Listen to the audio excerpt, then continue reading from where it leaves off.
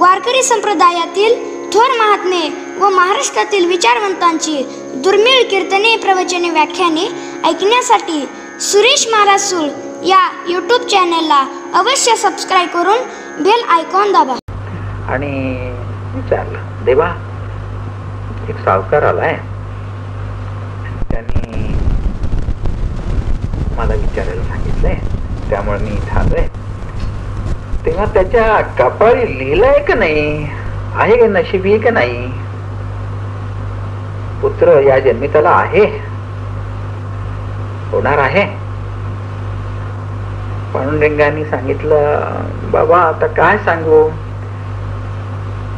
त्याच्या नशिबी नाही, या जन्मी त्याला पुत्र लाभ कधीही शक्य नाही.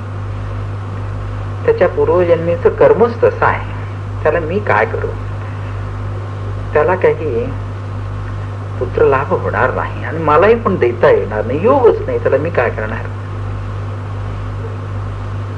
असं होय, पण मी सांगतो त्याला. नामदेव आले आणि सांगितलं, बाबा तुझ्या नशिबी काही पुत्र लाभ या जन्मी नाही, माझं सर्व कर्म असंच आहे तुझं, त्यामुळं माझा नाईलाज आहे. देवाने पण सांगितलं, योग नसल्यामुळं मी काय करू म्हणून. तेव्हा आता तू जा म्हणे घरी, नमस्कार करून जा. झाला, निराश झाला आणि कुठेतरी उतरला असेल एका ब्राह्मणाच्या घरी, पुरोहिताकडे, तिकडे आला. साधारण 12 वाजण्याची वेळ. प्रखर ऊन पडलेला आहे. तो एक प्रळय काळच असतो, सर्वांना भूक लागलेली असते. एक साधू बिचारा रस्त्याने चाललाय. एक भाकर जो देईल त्याला एक मुलगा होईल. अरे काही का असे ना, बिचारा भुकेनं म्हणतोय, देवाने ज्या अर्थी सांगितलंय त्या अर्थी हे काही खोटं होणार नाही. मी जरी याला भाकऱ्या दिल्या न दिल्या तरी सारख्याच, त्याच्या करता म्हणून भाकऱ्या देणं काही योग्य नाही. पण आलाय बिचारा भुकेला, ग्रस्तांचा धर्म द्यावं, पोट भरून जेवू घालावं म्हणून भक्तीनं जाऊन त्याला सांगितलं. साधूच होता तो, या पोट भरून जेवा, देवाने मला दिलंय, काही कमी नाही, या. त्याला बसवलं. 4-5 भाकऱ्या जितक्या त्यांनी खाल्ल्या तितक्या वाढल्या. झालं, तृप्त झाला. तुला 5 मुलं होतील, जा.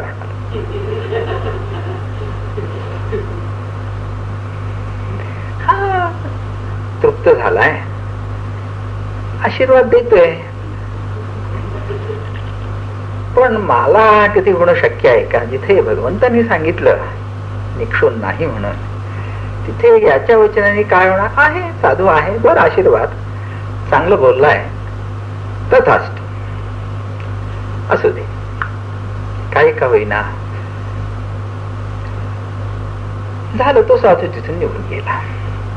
पुढे काही काळाने त्या 5 मुलांनाही घेऊन हा सावकार पंढरपूरला आला.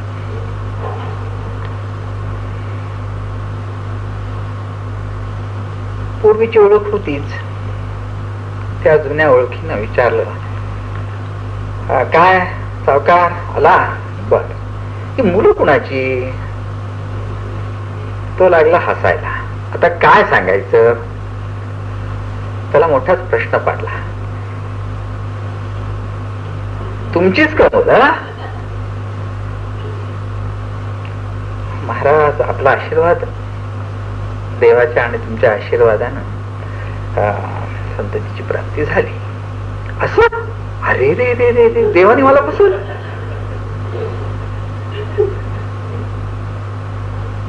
नामदेव गेले आणि विचारलं, देवा असं काय रे केलंस. त्याला 5 मुलं झाली की त्या सावकाराला. होय बाबा, झाली हे खरं आहे, पण त्याच्या नशिबी नव्हतं. झालं कसं हे त्या सद्गुरुनाथाचं वैचित्र्य, त्याचं सामर्थ्य. त्याने आशीर्वाद दिला. ते कर्मप्रधान नाहीत, आम्ही कर्माने बांधलेले आहोत. देवता कर्माने बांधलेले असतात. आणि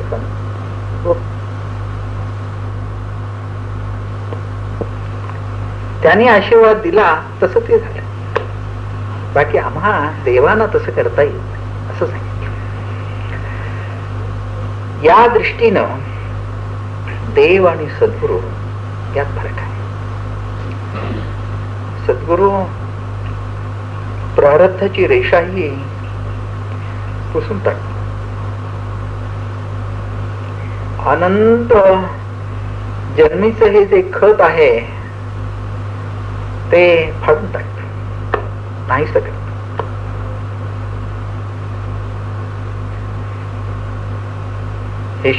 हिशोब तिथे चुकता होत.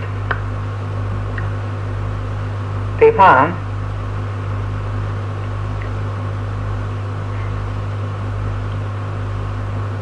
असा हा सद्गुरु देवाहूनही मोठा म्हणून सांगितले की गुरु हा सर्वात श्रेष्ठ आहे. न गुरोरधिकम न गुरोरधिकम न गुरोरधिकम न गुरोरधिकम शिवशासनतः शिवशासनतः शिवशासनतः शिवशासनतः. गुरुगीतेत सांगितलं.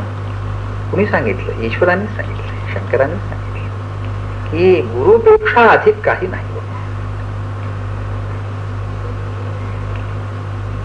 गुरु ब्रह्म, गुरु ब्रह्म, गुरु ब्रह्मच असतो. गुरु साक्षात परब्रह्म. त्यात काही पुन्हा जास्ती कमी मानायचं कारण नाही. साक्षात परब्रह्म, परब्रह्माची, परब्रह्म स्वरूपाची होती मूर्ती म्हणजे सद्गुरु. बृहत्वाद ब्रह्म, मोठ्यात जे मोठं त्याला ब्रह्म असं म्हणायचं. आणि गौरवत्वाद गुरु, आणि मोठी वस्तू, जी मोठ्यात मोठी वस्तू त्याला गुरु हे नाव आहे. शब्दाच्या व्युत्पत्तीच्या दृष्टीनं गुरु आणि ब्रह्म हे समानार्थक शब्द आहेत. म्हणूनच गुरु साक्षात परब्रह्म असं म्हटलं जातं. या दृष्टीनेही पण गुरुची सेवा आपल्याला इष्ट आहे. अनिष्ट घालवून सकल इष्टार्थांची प्राप्ती करून देणारा सद्गुरुहून महान शक्तिमान दुसरा कोणी नाही. या दृष्टीनं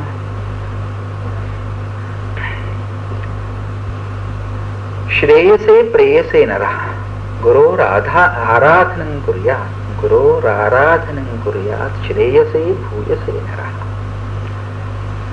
गुरुची आराधना सर्वांनी करावी. श्रेयसे भूयसे नरा.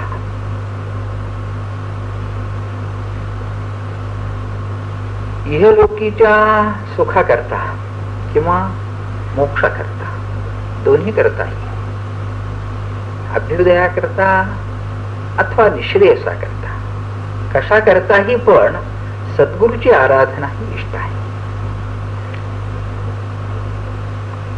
या दृष्टीनं सद्गुरूचं महत्व फार मोठं आहे.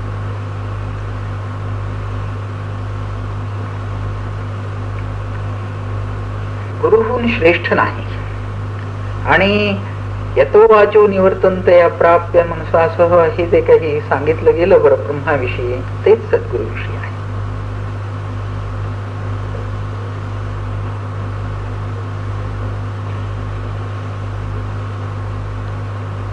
हे असो विठी जयावरी झळके की हा पद्म करू माथा पारुखे तो जीवची परी तुके महेशी. ज्ञानदेवांची ओळी बरं का.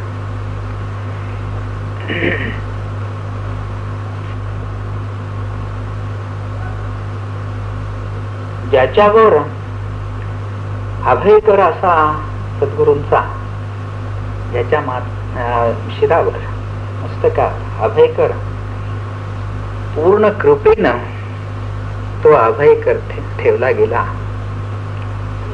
तो परमेश्वर म्हणजे परब्रह्मच. तो ईश्वराहून म्हणजे परब्रह्माहून वेगळा होत नाही. या ठिकाणी महेशेसी हा महेश शब्द परब्रह्मवाचक आहे.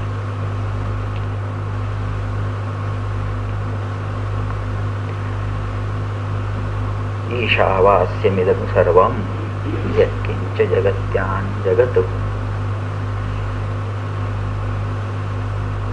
या ठिकाणी ईश हा शब्द परब्रह्मवाचक आहे. उत्पत्ती, स्थिती, लय, नियम आणि प्रवेश ही 5 कर्म ज्याची तो ईश्वर नव्हे. का नव्हे? भीषास्माद्वातः पवते भीषो देति सूर्यः भीषास्मादग्निश्चेन्द्रश्च मृत्युर्धावति पंचम इति. भीषास्माद्वातः पवते, त्याच्या भयानं वारा वाहतो.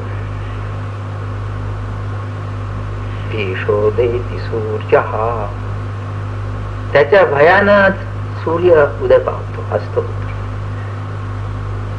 भीषास्मादग्निश्चेन्द्रश्च, अग्नी, इंद्र इत्यादी सर्व देवता त्याच्या भयाने अगदी रेखीव वागतात, थोडं सुद्धा चुकत नाही. मृत्युर्धावती पंचम इति. मृत्यू सुद्धा अगदी योग्य वेळी त्या जीवाला घेऊन जातो. हे सर्वही जे काम करतायत देव देवता मुक्तमोक्ष, ते सर्वही त्याच्या भयाने, म्हणजे भय हे सर्व काम करवतो, सर्वांकडून काम करवतो. तो शास्ता आहे. शास्ता जनाना. तेव्हा देव हा शास्ता, परमात्मा हा शासन करणार आहे. शासन म्हणजेच भयप्रद असत. म्हणून ईशावास्यमिदं सर्वं, या ठिकाणी ईशा हा शब्द ब्रह्मवाचक आहे. दृश्यं ह्यदृश्यतान्नी त्वा ब्रह्माकारेण चिंतयेत्. हे दृश्य अदृश्य करून, नाहीस करून ब्रह्माकाराने, ब्रह्मस्वरूपाने बघावं, घ्यावं. आत्मावारे तिष्ठव्य, श्रोतव्यो, मंतव्यो, जिज्ञासितव्यः. यद्यत् पश्यति चक्षुर्भ्यां तत्तदात्मेति भावयेत्, यद्यत् शृणोति कर्णाभ्यां तत्तदात्मेति भावयेत्. जिह्वया यद्रसं ह्यद्धि तत्तदात्मेति भावयेत्. त्वचा यद्यत् स्पृशेत् योगी तत्तदात्मेति भावयेत्. थोडक्यात सांगायचं म्हणजे त्या परमात्म स्वरूपाने हे सर्वही पण आच्छादित करायला पाहिजे असं आचार्यांनी सांगितलं. ते ब्रह्मस्वरूप, ईशस्वरूप नाही. ब्रह्म हे अभयम वै जनक प्राप्तोसी, त्या ठिकाणी भय नाही, अभयम ब्रह्म. म्हणून ईश्वराच्या ठिकाणी शासन असल्यामुळं, कर्मफल दातृत्व असल्यामुळं तो तितकासा अभय होऊ शकत नाही. तो गुरु रूपाने अभय होऊ शकेल. गुरु म्हणून त्याची आराधना केली तर तो स्वतः गुरु रूपानं प्रगट होऊन, म्हणजे प्रगट होऊन गुरुरूप होऊन उपदेश करेल, किंवा त्याच ते स्वरूप त्या गुरुकडे तो बोट दाखवून सांगेल की बाबा हा अमका तुझा गुरु आहे, त्याच्याकडे जा. पण तो ईश्वर या नात्यानं मोक्ष देऊ शकत नाही. तो कर्मफलदाता आहे. अशी त्याची 2 रूप आहेत.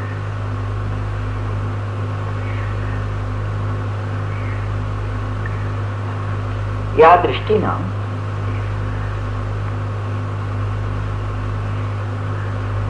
तो जीवची परी तुके महेशेसी. हा महेश म्हणजे महाईश, ईशांचाही ईश तो सद्गुरू, ते परब्रह्म. त्या परब्रह्माची प्राप्ती त्याला होती. एवढे जे महिमेचे करणे ते वाचा बळे वानू मी कवणे, का सूर्याची अंगा उठणे लागत असे. असं त्याचं महिमा, असं त्याचं सामर्थ्य. त्या सद्गुरूचं वर्णन कसं करायचं, करणं शक्य नाही.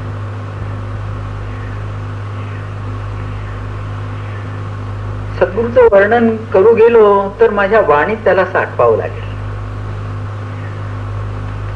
हे अशक्य कसं आहे हे मी तुम्हाला उदाहरण देऊन सांगतो. म्हणून ज्ञानेश्वर म्हणतात, सूर्याचा प्रकाश माझ्या एका वस्त्राने सबंध झाकून टाकावा असं जर मी मानलं तर ते जसं अशक्य आहे, त्याचप्रमाणे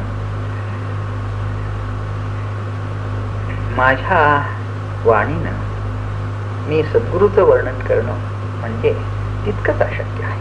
सूर्यप्रकाश कितीतरी मोठा असतो, अपार.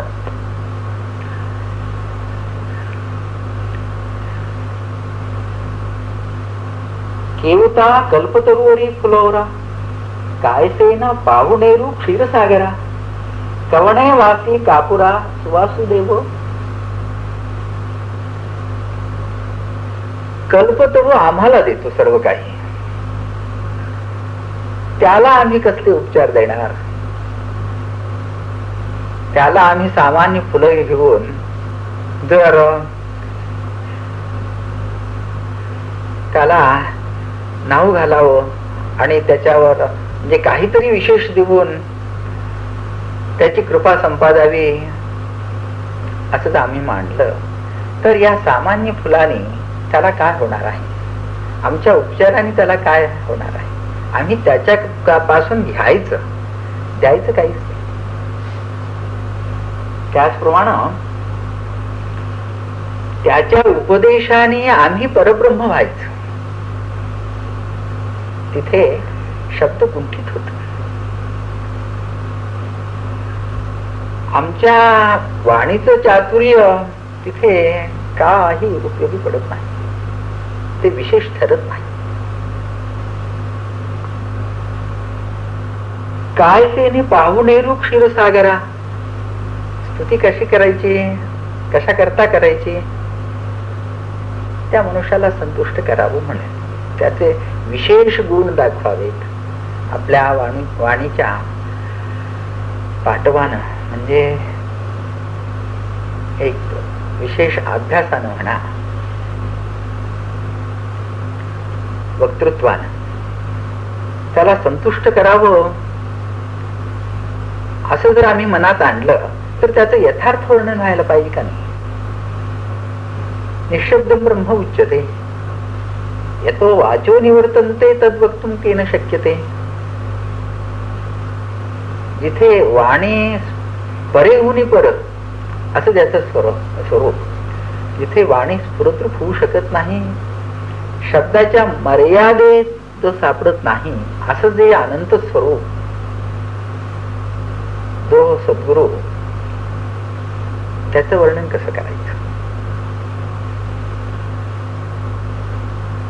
काय ते पाहुणेरू क्षीरसागरा.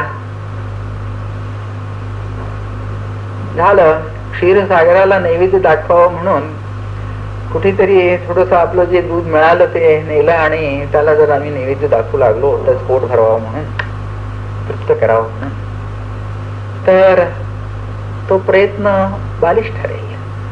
त्याचप्रमाणे तुझं वर्णन कोण करू शकणार. कवणे वासी कापुरा सुवासुदेव. कापुराला किंवा कस्तुरीला सुवास आम्ही कसला द्यायचा. स्वतःसिद्ध जे स्वरूप, स्वतः पूर्ण जे स्वरूप, आनंद रूप जे स्वरूप जे अनंत आहे असं जे स्वरूप सद्गुरूचं, ते कोणत्याही दृष्टीनं अमुक असं दाखवायलाही येत नाही, त्याची यथार्थ स्तुती पण होऊ शकत नाही. चंदनाचे काय सेने चर्चावे, अमृताचे केवटे रांधावे, गगनावरी उभवावे घडे केली. चंदनाला उन्हाळ्याचे दिवस 10 होत असेल म्हणून त्याला गंध जर आपण लावू गेलो तर आमचीच कोती बुद्धी ठरेल. चंदन फार शीतल असत, स्वतः शीतल असत. अमृताचे केवी रांधावे, जसं कणकीत आम्ही साखर वगैरे घालून पक्वान्न करतो त्याप्रमाणे अमृतात काहीतरी साखर वगैरे घालून त्याची पक्वान्न करावी म्हणजे ते योग्य होईल का? अमृत स्वतःसिद्ध सर्व रसाहून श्रेष्ठ. हे जसंही अगदी कोत ठरेल, कोत्या बुद्धीचं लक्षण होईल. किंवा काही नाही, आकाशाला सहस्र कुंभाभिषेक करावा म्हणून अगदी वर बघितलं कितपर्यंत आकाश आहे त्याच्या अगदी पलीकडे जाऊन त्याला सहस्र कुंभाभिषेक करू म्हणून उडाला. आहे का त्यात काही अर्थ? त्याचप्रमाणे माझे हे बालिश बोल आहेत, सद्गुरूचं वर्णन कधीही होऊ शकत नाही. हे ज्ञानदेवांचं म्हणणं आहे, हो माझं नव्हे. मी म्हणजे मीच. आपला विषय काय आहे? गुरु तत्वावर आपण बोलतो आहोत. हे किती आगम्य आहे पहा.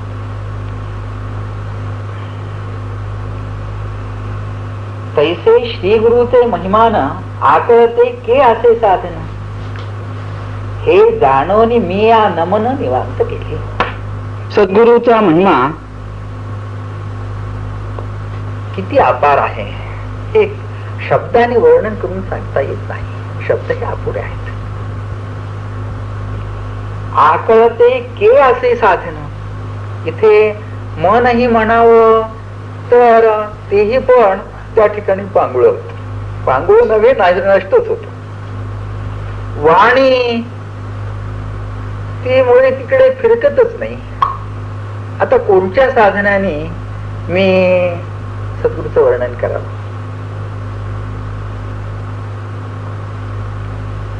जरी प्रज्ञेचे आथलेपणे श्री गुरु सामर्थ्या रूप करू म्हणे, तरी ते मोतिया भिंग देणे तैसे होईल. मी पुष्कळ शिकलोय. करुनिया नाना सायास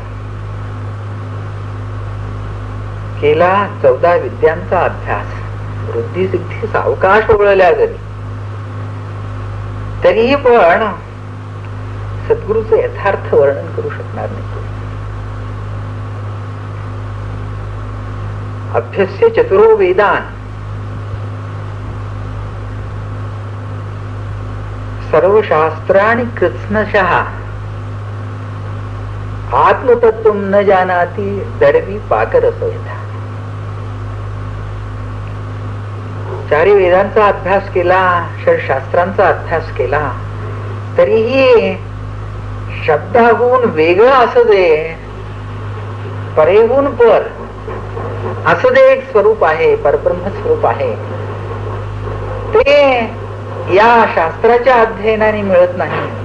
अशी धारणा जोपर्यंत त्याला होत नाही तोपर्यंत तो खिरीतल्या पळीप्रमाणे आहे. खिरीतच पळी असते तसा हा शास्त्रातच असतो, पण आत्मतत्व न जाणार. त्याला त्या वाटेला तिला जशी खिरीची चव समजू शकत नाही, त्याचप्रमाणे निशब्दम ब्रह्म, ते परब्रह्म, निशब्द असणार निर्विकल्प असणार परब्रह्म, त्याची चव त्याला लागत नाही. त्याची गोडी त्याच्या जिभेवर नसते, आत्मानुभव नसतो. यस्या मतम तस्य मतम, मतम यस्य न वेदसः. यस्या मतम तस्य मतम, ते अनिर्वाच्य आहे असं ज्याला समजलं त्याला ते समजलं खरं.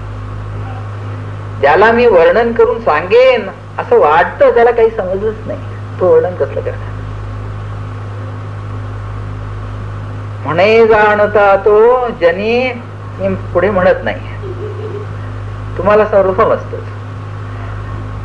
तेव्हा असं आहे तिथे जाणीव नाही शकते, असं हे सद्गुरु स्वरूप. जरी प्रज्ञेचे आचलेपणे श्री गुरु सामर्थ्या रूप करू म्हणे, तरी ते मोतिया भिंग देणे तैसे होते. आमचं वर्णन म्हणजे अगदी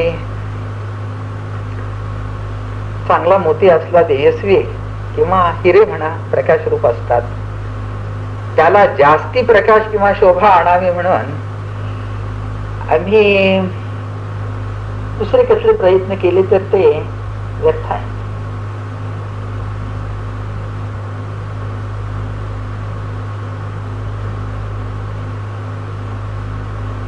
आणलं मनात अभ्रक चांगलं प्रकाशत, तेव्हा अभ्रक त्याला लावूया तर ते किती शोभून दिसेल, आमचा प्रयत्न किती बुद्धिमत्तेचा होईल. त्याचप्रमाणे माझ्या वर्णनानं तुझ्यात काहीतरी विशेष घडवून आणावं असं जर मी मानेन तर ते केवळ माझी ती अप्रबुद्धताच, ते केवळ माझा अज्ञानच.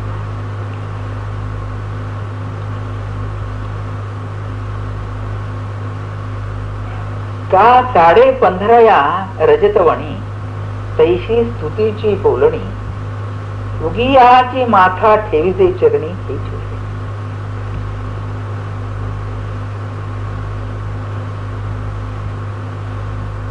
सोन्याला थोडीशी शोभा विशेष आणावी म्हणून जर चांदीचं पुट दिलं तर ते शोभेल का? त्याचप्रमाणे तू अनंत आहेस, अगाध आहेस, नित्य मंगल रूप आहेस, आनंद रूप आहेस, सर्वाधिक आहेस, सर्वातिशय आहेस, निरतिशय आहेस. त्यातूनही तुझी योग्यता थोडीशी जास्ती करू म्हणून मी जर प्रयत्न करू लागलो माझ्या वाणीने तर ते कितपत सदेल. तेव्हा मायेच्या बळे करीन स्तवन, ऐसे इच्छित होते म्हण, माया झाली लज्जायमान काय. समर्थाने 4थ्या समासात जसं वर्णन केलं आहे तसंच वर्णन दुसरी ज्ञानेश्वरांनीही पण केलं आहे असं तुम्हाला आठवण. साधू दिसती वेगळा आले, परी ते स्वरूपी मिळाले, सर्व मिळवून एकची झाले देहात. तेव्हा सर्वांचा ब्रह्मनिष्ठांचा अनुभव एकच असतो, सर्वांचा आराध्य दैवत एक सत्य, कोणताही संप्रदाय.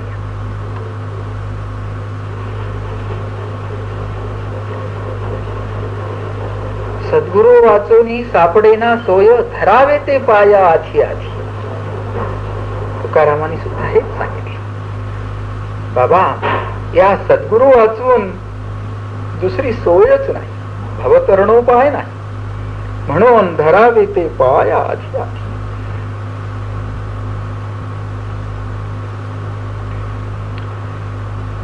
त्याचे पाय धरावे. बरोबर,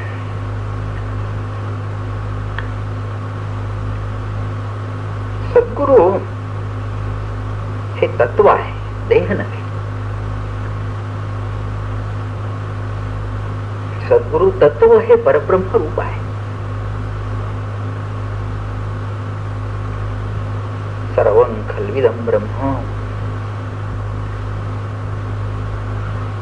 गुरुरेव जगत् सर्वं, ब्रह्मैवेदं विश्वमिदं वरिष्ठम्.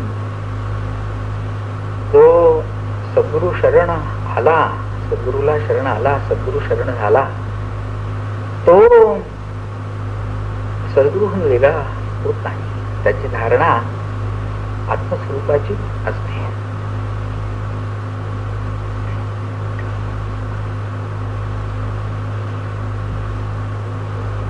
आत्मा हमारे दृष्टव्य श्रोतव्यो मंतव्यो जिध्यासितव्य. तो आत्मस्वरूपाचीच इच्छा करणे. आत्मावारे श्रोतव्य, आत्मस्वरूपाचंच निरूपण ऐकावं असं त्याला वाटतं. मंतव्य, त्याचंच मनन करावं.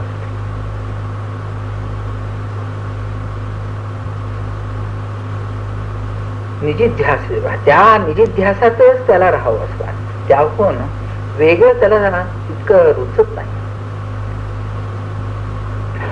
रसा सर्वेपि निरसा, कारण तो ब्रह्मानंद म्हणजे सर्व रसांचा राजा आहे. तो रस एकदा चाखला गेला की मग सर्वही निरस्त. विषयाची इच्छा कुणाला होते? काय देहात आहे? अस्थिमांसाचे शरीर, तेही पण अत्यंत दुर्गंधीनं व्यापलेलं. या देहापासून सुख अनुभवायचं म्हणजे मोठ्याने हसू येईल.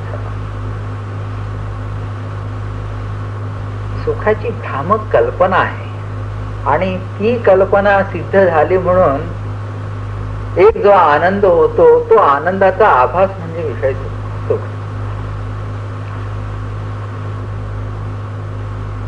कल्पनेचं ते सुख आहे. कल्पना पूर्ण झाली, इच्छा पूर्ण झाली म्हणून जे एक समाधान होतं एक क्षणभर, ते सुख वाटतं. त्यात सुखाचा लेश नाही. सापेक्ष आहे, विषयापेक्षा आहे, विषयाच्या लाभापेक्षा आहे. म्हणजे विषयाच्या लाभाच्या अपेक्षेनं ते भासत एवढंच, त्यात काही नाही. स्वदेहा शुचिगंधेन न विरज्येत यः पुमान् विराग कारणं तस्य किमन्यद् उपविश्यते. मुक्तिकोपनिषदातलं हे वचन आहे. श्रीरामाने सांगितलं अंजनेयाला म्हणजे मारुतीला. अरे वैराग्य करता उपदेश नको आहे. वैराग्य आपोआपच निर्माण व्हावं म्हणून ही सृष्टी अशीच निर्माण झाली आहे. या सृष्टीत आल्याबरोबर त्याला वैराग्य निर्माण व्हावं अशीच ही सृष्टीची रचना करून ठेवली आहे. अनित्यम सुखम लोकम इमं प्राप्य भजस्व. कृष्ण परमात्म्याने म्हणजे जगद्गुरूने काय सांगितलं? कृष्ण म्हणजे जगद्गुरू. अनित्यम असुखम लोकम, अनित्य आणि असुख म्हणजे दुःखरूप आणि अनित्य अशाश्वत असणाऱ्या या लोकात जर तू आलास तर करायचं काय? तर सौक आहे का? भजस्व मा, आनंदरूप सत्य स्वरूप असा जो मी, त्या मला शरण घे. माझ्या ठिकाणी सुखाची बुद्धी ठेव, आनंदाची बुद्धी ठेव. आनंदाच्या प्राप्ती करता मला शरण घे. विषयाला शरण जाऊ नको, देहाला शरण थकू नको. त्यात काय आहे रे? वेगळं केलंच म्हणजे अगदी नको नको म्हणून ज्याला पाहिल्याबरोबर वाटेल त्या द्रव्यांचं हे सर्व साठवण केलेलं शरीर. यात कसलं सुख आहे वेगळ्या? सौंदर्य या शब्दाला अर्थच नाही. असेल कोणता अर्थ तर मूर्खपणा, अज्ञान. तेव्हा जागृतो उत्तिष्ठतो उत्तिष्ठतो जागृतो प्राप्य वरान. इथे साखर पेरली आहे, इथे फसवेगिरी चाललेली आहे मायेची. जागे व्हा, जागे व्हा, जागे. प्राप्य वरान निबोध. काय रे थांबलं का? प्राप्य वरान निबोध. जे ब्रह्मनिष्ठ आहेत त्यांच्याकडे जाऊन याचं लक्षण सर्वही समजून घ्या. यात गुंतून राहू नका. अशा दृष्टीनं श्रुतीचं सांगणं आहे.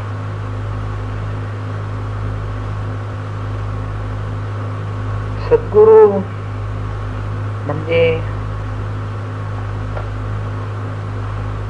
आई बाप बंधू स्वजन गुरु देव सर्व काही. त्याहून वेगळं असं नात्याचं कोणतंही उरू नाही. तो सर्वही माहिती.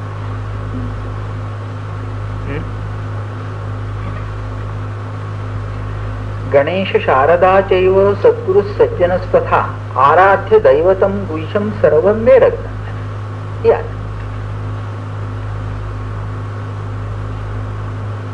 रामराय हे समर्थांचे सद्गुरु हे तुम्हाला माहित आहे. तेव्हा अशी अनन्यता असावी सद्गुरूच्या ठिकाणी. गणेशही तोच, शारदाही तोच, देवही तोच, गुरुही तोच, आई बापही तोच. त्याहून वेगळं असं काही शिल्लक ठेवून हीच ऐक्यता आहे. अन्य आश्रयाणाम त्यागो अनन्यता. अनन्यता याचा अर्थ काय? अन्याश्रयाणाम त्याग हा आश्रय दुसरा ठेवू नये ही अनन्यता. दुसरा आश्रय ठेवला की सुखाची दृष्टी इथून उठून तिकडे बदली. ते सुखरूप वाटू लागले. झालं गुरुभक्ती सटवली नाहीशी झाली. गुरु स्वरूप हे पूर्ण आनंद रूप आहे, ब्रह्मस्वरूप हे आनंद स्वरूप आहे हे विसरले. झालं मग त्या रक्तमांसाची शरीर रजरेताची शरीर घाणीने भरलेली जैसे झाकण चर्मकुंडाचे ओढताची नाही असे ही शरीर तिकडे वळलं. झालं त्याच्या प्राप्ती करता हा गाढवासारखा अगदी राबू लागला. दिवस रात्र नाही. झालं एके दिवशी असंच राबता राबता सुख मिळालं नाही म्हणून रडत मेला. जसा रडत आला तसा रडत मेला. नव्हे सार संसार हा घोराही विचारे मना सत्य शोधून पाही. समर्थ म्हणतात संसारातून तुला पार व्हायचं आहे, त्यात गुरुपटून जाऊ नको. ताकापुरतं रामायण म्हणून त्याचा उपयोग कर गृहस्थाश्रमात करू नये असं आमचं म्हणणं नाही. पण ते सार सर्वस्व म्हणून मात्र विश्वसून असू नको. जेवायला बसलं म्हणजे एक पत्रावळ लागते, एक पत्रावळ असतेच लागतेच. त्याप्रमाणे या पदार्थांचा नातेवाईकांचा इष्टबंधूंचा आश्रय करावा लागतो, प्रेम करावं लागतं. हे पण तात्पुरतं. पत्रावळीला महत्व देशील का अन्नाला महत्व देशील याचा विचार. जीवनाची ही साधनं काही प्रमाणात असली तरी म्हणजे जेवायला पत्रावळ लागते. पत्रावळ म्हणजे जेवण नाही. पत्रावळ खातोस का? नाही, खायचं नाही. सुखा करता संसार नाही, सुखा करता कोणी नाही. जीवना करता या लोकीचं जीवन कसं कसं निभवावं म्हणून तो एक तात्पुरता व्यवहार आहे. मुख्य लक्ष मात्र परब्रह्म स्वरूपाच्या प्राप्तीच. पुन्हावर प्रेम करून कुठेही गुरुपटून राहू नको. विषयान ध्यायतो पुरुषः संगस्तेषु उपजायते, संगात संजायते कामः, कामात क्रोधो विजायते, क्रोधात भवति सम्मोहः, सम्मोहात स्मृतिविभ्रमः, स्मृतिभ्रंशात बुद्धिनाशो, बुद्धिनाशात प्रलय. पहा, विषयाच्या ध्यानाचं फळ म्हणजे प्रणश्यती.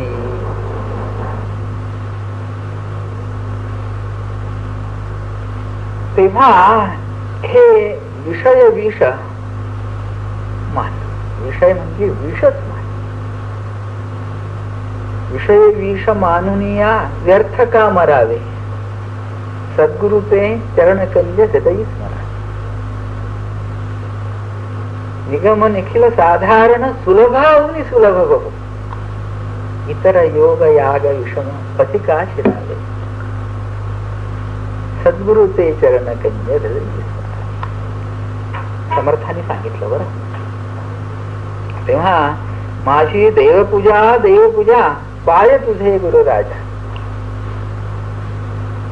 सद्गुरु हे तत्व सर्वात श्रेष्ठ आहे आणि त्याचा उपयोग केवळ मोक्षा करतात. दयास वाटे मोक्ष भावा तेने सद्गुरु करावा. मोक्षाचं अधिदैवत म्हणजे सद्गुरु. त्याची प्राप्ती तुम्हाला झालेली आहे आणि या सद्गुरूच्या प्राप्तीनं जे काही तुम्हाला मिळवायचं आहे ते तुम्ही मिळवून सर्वही कृतार्थ व्हा आनंद रूपाने, म्हणजे ब्रह्मस्वरूपाने तुम्ही आपलं जीवन कृतार्थ करून निरंकुश तृप्तीचं जीवन चालवा असा माझा तुम्हा सर्वांनाही संपूर्ण आशीर्वाद आहे. जय जय रघुवीर समर्थ.